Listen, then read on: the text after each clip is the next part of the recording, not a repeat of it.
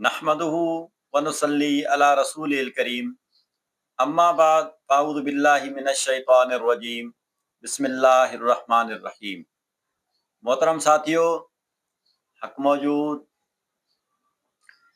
तसव्वुफ़ के दरजात यानी राह तसव्वुफ़ में जब कोई तालिब हक बनता है तो फिर वो जो मनाजिल तय करता है उसका नाम है तसव्वुफ़ के दरजात। तसव्वुफ़ के 4 दरजात हैं: शरीयत, तरीक़त, हकीकत, मारिफत। हज़रत इमाम गज़ाली रहमतुल्लाह अलैह से किसी ने पूछा कि शरीयत, तरीक़त, हकीकत और मारिफत क्या है? तो आपने फरमाया कि आप एक फल ले लें, मसलन आप अखरोट लें, तो अखरोट के ऊपर एक छिलका होता है जिसको पोस्त कहते हैं, जो उसको महफूज रखे हुए होता है, उसका नाम शरीयत है।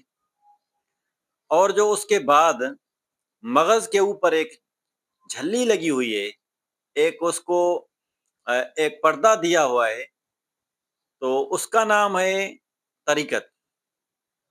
और जब उसको हटाएंगे तो उसके अंदर से आपको मगज़ निकले मिलेगा, उस मगज़ का नाम है हकीकत। और जब आप मगज़ को पिसाई करेंगे तो उसमें से रोगन निकलेगा, उसका नाम है मारिफत। फिर आपने और तशरीह फरमाई, आपने फरमाया कि आप बीज डाल रहे हो ज़मीन में, तो वो बीज यूं समझे शरीयत है। जब वो बीज शाख पैदा कर ले, पौधा बनने लगे, तो वो तरीक़त है। और फिर वो जब फूल पैदा करे तो वो हकीकत है। और जब वो फूल फल पैदा करे तो वो फल मारिफत है। तो आपने फरमाया कि इल्म दीनियात हासिल करो, आपको मालूम हो गया कि नमाज क्या है, रोज़ा क्या है, उसके मसाइल क्या हैं, हज क्या है, ज़कात क्या है, कलमा तय्यबा क्या है, उसके फ़राइज़ क्या हैं, उसकी सुनन क्या हैं, मुस्तहबात क्या हैं। आपको ज़िंदगी गुजारने के मुकम्मल जो कवानीन का इल्म मिला, इसका नाम इल्म शरीयत है। अब हर तालिब हक के लिए शरीयत का होना लाजमी है। अब उसमें आगे तरक्की फिर आपने मुजाहिदा नफ्स करना है, तज़किया नफ्स आपने करना है। कुरान मजीद में उसके लिए हमें हुक्म मिला है, हदीस शरीफ में से हमें हुक्म मिला है। तो जब आप तज़किया नफ्स करने लगेंगे तो इसका नाम तरीक़त है। और उसके जब आप तज़किया नफ्स करेंगे तो यकीनन आप सालेह बन जाएंगे, तो ये हकीकत है। और जब आप सालेह बन जाएंगे, आपका ये हाल बन जाएगा कि अल्लाह ताला ने आपको जिस हाल में रखा है उस हाल में राज़ी बर रज़ा होना, ये मारिफत है। ये हज़रत इमाम गज़ाली रहमतुल्लाह अलैह ने इसकी तशरीह फरमाई। अब एक दरवेश थे, उनसे किसी ने मालूम किया, पूछा कि क़िबला ये बताइए कि शरीयत क्या है, तरीक़त क्या है, हकीकत क्या है, मारिफत क्या है? तो उस बुज़ुर्ग ने फरमाया कि भाई, ये कोई अल्फाज नहीं है जो मैं आपको समझा दूं, लेकिन ये एक हाल है। मैं आपको ये मैं समझाऊंगा, लेकिन कल समझाऊंगा इसे। अब आपने करना ये है कि आप मार्केट में चले जाओ, बाजार के चौराहे पर खड़े हो जाओ। वहां जैसे खड़े हो जाओगे तो पहला शख्स आपको सलाम करके मिलेगा, अस्सलाम वालेकुम कहकर आपसे हाथ मिलाएगा, मुसाफा करेगा। तो आपने मुसाफा करने के बाद उसके मुंह पे एक चपेट मारनी है। फिर जो रिएक्शन हो बर्दाश्त कर लो, सह लो, छोड़ दो उसको। फिर दूसरा शख्स आएगा थोड़ी देर के बाद, वो भी आपसे सलाम करके मुसाफा करेगा, मुसाफा कर लो। मुसाफा करने के बाद फिर उसको भी चपेट मार दो। फिर जो कुछ वारदात गुजरे उसको समझ लो और ज़हन में रख लो, छोड़ दो उसको। फिर जब तीसरा शख्स आए आपसे मिल ले, फिर उसको भी चपेट मारनी है। चौथा शख्स आए, उसको भी चपेट मारनी है। चारों शख्सों से जब आप मिल चुके, उन उनका जो रिएक्शन हो आपके साथ, उनका जो आपके साथ वर्ताव हो, ट्रीटमेंट हो, तो फिर अब उसको याद रख लो। फिर मेरे पास चले आओ तो मैं आपको समझा दूंगा कि ये चारों मरातिब क्या है। चुनाचे मुरीद ने इस तरह किया कि बाजार में खड़ा हो गया, एक शख्स आया, उसने सलाम किया, अस्सलाम वालेकुम। इसने हाथ मिलाया, हाथ मिलाने के बाद इसने खींच कर उसको चपेट मारी। جیسے چپیٹ ماری تو وہ شخص غصے میں آ گیا، اس نے کھینچ کر اس کو اور چپیٹ ماری، تھوڑا سا زور سے جو چپیٹ ماری تو یہ پریشان ہو گیا، تھوڑا سا غصے میں ہو گیا، پھر اس کو وہی فرمان یاد آیا پیر کا، پھر اس نے اس کو چھوڑ دیا اور وہ شخص چلا گیا۔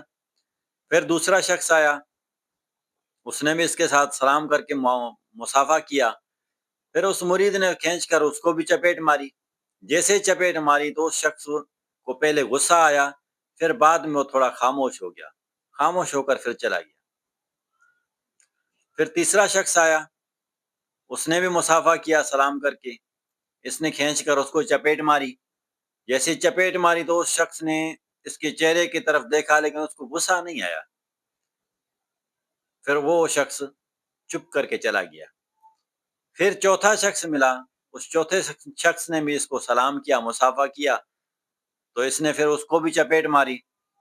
چپیٹ کے بعد وہ پھر اس شخص نے کیا کیا کہ خاموش رہ کر اس کے ہاتھ کو ہاتھ میں پکڑ کر اس کو تھوڑا سا دبایا، ایسے دبایا، دبانے کے بعد پھر اس کو بولا یار معاف کرنا، پھر چلا گیا۔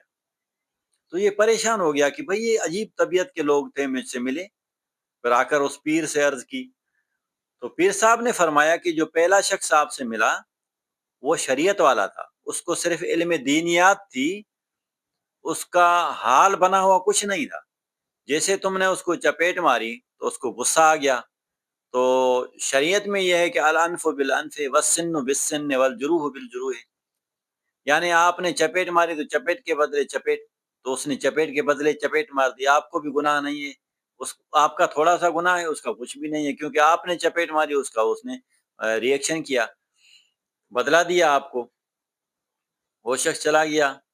جب دوسرا شخص تم سے ملا تو تم نے اس کو چپیٹ ماری، تو اس نے کہا کہ جب تکلیف پہنچے تو اس وقت صبر کرنا چاہیے، تو وہ صبر والا بندہ تھا، اس نے پھر صبر کر لیا، تمہیں کچھ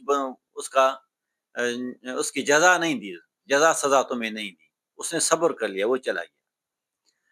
پھر اس کے بعد جب تیسرا شخص آیا تو تم نے جب اس کو چپیٹ ماری تو اس نے یہ سوچا کہ میرے اوپر کوئی بڑی مصیبت آنے والی تھی، تو شکر ہے کہ اللہ تعالیٰ نے اس ایک تھوڑی سی چپیٹ میں وہ معاف کر دی، ٹال دی، تو اس نے شکر کیا دل میں اور پھر چلا گیا۔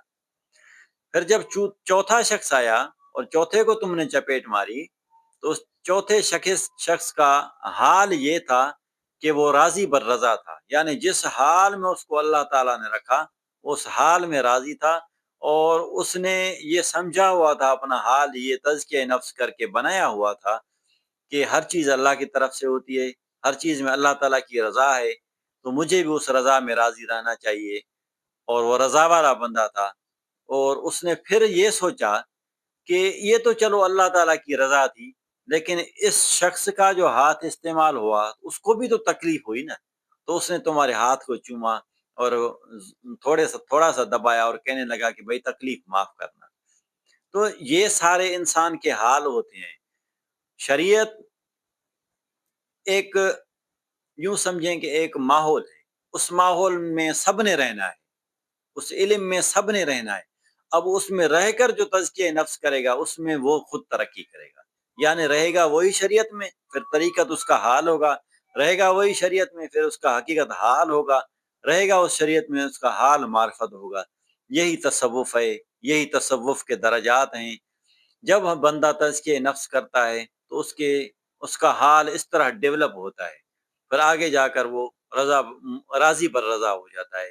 جب وہ راضی بر رضا ہو گیا تو اس انسان کا شان اس فرشتوں سے اوپر ہے، بڑھ کر ہے، ورنہ یہی انسان کل انام بل عدل، یہی چوپایا جانوروں سے بھی زیادہ بدتر ہے۔ تو یہ سارے تصوف کے درجات ہیں، حال ہیں۔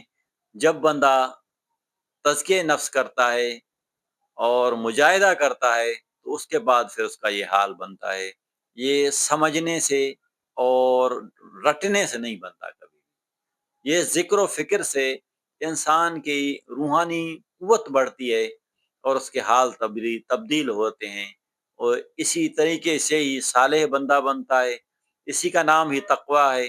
اسی کا نام پرہیزگاری ہے۔ اسی ہی راستے سے بندہ واصل ہوتا ہے، اسی ہی بندے سے بندہ، اسی ہی راستے کو سفر کرنے سے بندہ مقصد کو پہنچتا ہے اور اپنے مطلوب کو پہنچتا ہے۔ یہی بندہ مرشد بنتا ہے، یہی بندہ راشد بنتا ہے، یہی بندہ ہادی بنتا ہے جو دوسرے کو ہدایت کرتا ہے، یہی بندہ راشد بنتا ہے جو دوسرے کو راہ رشد پر لے آتا ہے۔ اس کے سوا باقی ظاہری علم ہے سارا، علم سے انسان کبھی بھی کسی منزل پر نہیں پہنچتا، بلکہ تقوی اور پرہیزگاری سے بنتا ہے۔ یہی طریقہ کار ہے تقوی کو اپنانے کا۔ حضور نبی کریم صلی اللہ تعالیٰ علیہ وآلہ وسلم کی حدیث مبارکہ ہے، حضور رؤوف الرحیم صلی اللہ تعالیٰ علیہ وآلہ وسلم نے فرمایا، لو کان للعلم شرفا بدون التقوی لکان الشیطان اعلی منزلۃ۔ اگر صرف علم سے بندے کو کوئی فوقیت حاصل ہوتی تو شیطان بہت بڑے مرتبے پر ہوتا۔ تو شریعت کا علم جو ہے جتنا کچھ بھی ہے یہ ظاہری علم ہے، یہ ہمارے لیے صرف علم ہے۔ اب اس پر اگر اب آپ عمل پیرا ہوتے ہیں تو آپ صوفی ہیں۔ تو اس لیے ضروری ہے کہ جب آپ ظاہری علم حاصل کر چکیں تو پھر آپ باطن کی طرف بھی سفر کریں، تزکیہ نفس ضرور کریں تاکہ آپ کامل مسلمان بنیں۔ تو آخر میں دعا ہے اللہ رب العزت آپ اور ہم سب لوگوں کو راہ تقوی پر چلنے کی توفیق عطا فرمائے۔ وما علینا الا البلاغ المبین۔